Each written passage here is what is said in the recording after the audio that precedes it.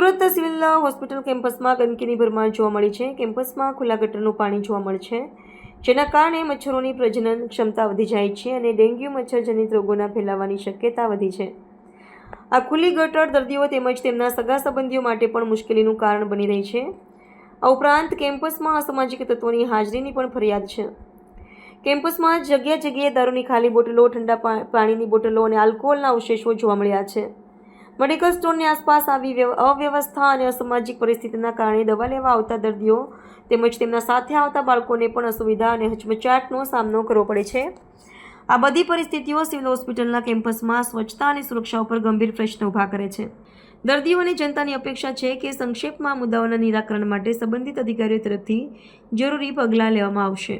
સ્વાસ્થ્યના મંદિર સમાન ન્યૂ સિવિલ હોસ્પિટલ લોકોના સુખાકારી માટે છે। માંદા લોકો અહીંયા આવતા હોય, પરંતુ ન્યૂ સિવિલના મેઇન ગેટ પર જે સાઈડો મેડિકલ આવેલી છે એના ગાર્ડન પાસે જે રીતની આ તકલીફ દેખાઈ રહી છે, જે રીતના કચરો દેખાઈ રહ્યો છે, દારૂની બોટલો દેખાઈ રહી છે, તો અહીંયા ક્યાંક ને ક્યાંક હું માનું છું કે આવારા તત્વો દારૂ પીતા હોય છે। અહીંની સિક્યુરિટી ક્યાં છે? અહીંનું તંત્ર ક્યાં છે? અહીંના સુપ્રિન્ટેન્ડન્ટ ક્યાં છે? જેમનું કામ છે કેમ્પસ આખું ક્લીન રહે, સારું રહે, એનું ધ્યાન રહે, કોઈ આવારા તત્વો આવે નહીં। પોલીસ ક્યાં છે? આ તમામની જવાબદારી છે આ કેમ્પસને સ્વસ્થ અને સારું રાખવું, આવારા તત્વોથી બચાવવું। કેમ કે લોકો અહીંયા માંદા હોય છે, લોકો સારા થવા માટે આવતા હોય, પરંતુ અહીંયાથી ક્યાંક ને ક્યાંક બીમારી લઈને જાય એવી આ વ્યવસ્થા અહીંયા દેખાઈ રહી છે। એટલે કડકમાં કડક પગલાં લેવા જોઈએ ને આવારા તત્વો આવા દારૂ બિલકુલ અહીંયા કેમ્પસમાં નહીં, ગુજરાત આખામાં દારૂની બંધી છે, તેમ છતાં ખુલ્લેઆમ અહીંયા પીતા હોય ને આવી રીતના બોટલો પડી હોય તો આ બિલકુલ યોગ્ય નથી, ગંભીર બાબત છે।